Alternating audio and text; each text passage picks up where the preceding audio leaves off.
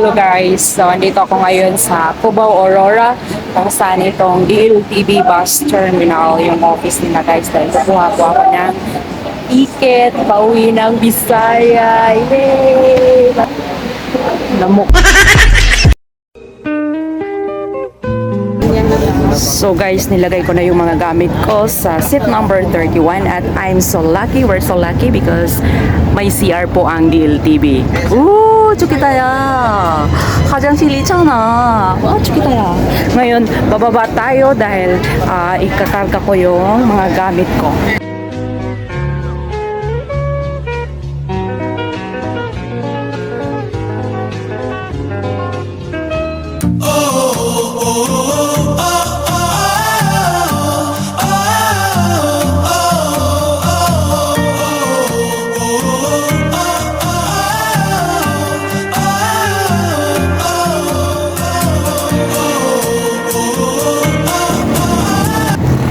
What's up there? Hello guys! Galing Cubao ay first stopover ng Quezon dahil kakain po kami ngayon.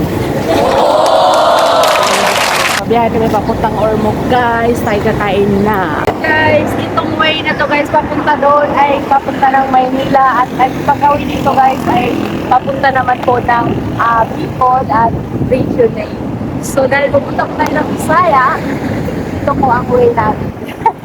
Alright guys.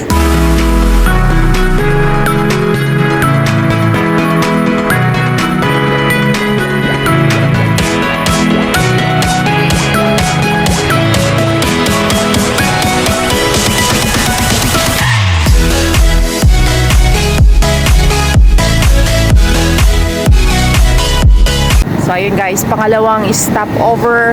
Andito po kami ngayon sa Pamplona, Bicol.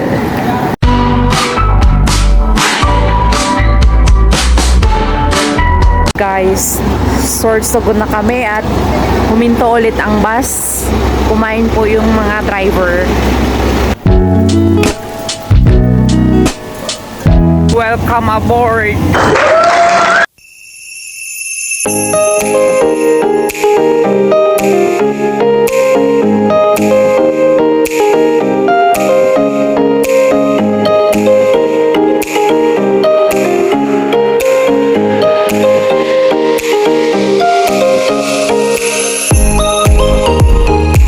What's up mga kachigo? Ayun mga kachigo, dito tayo ngayon sa second floor ng ferry boat from Madlog papunta din sa may Alin, Northern Samar. Wow!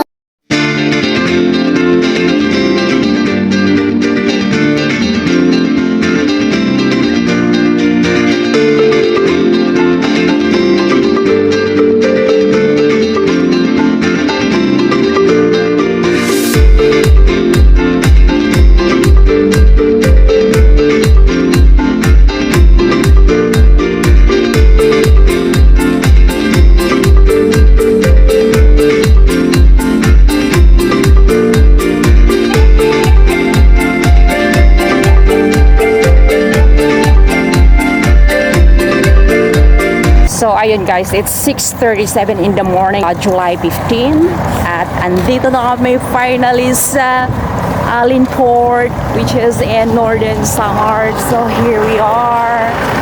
Yeah, welcome to Samar. Kaya laging tandaan ang number ng bus na sinasakyan. Kasi pagdating dito, ayan na, kadami-daming DLTV. Ayun. 3868. So, hanapin natin yung bus ko. 112. And the other one is 301. I think this is my bus. It's 374. At pwede nyo pong tingnan sa harapan dahil andyan po nakalagay sa signboard and here's my bus going to Ormoc. Alright guys, we're here again.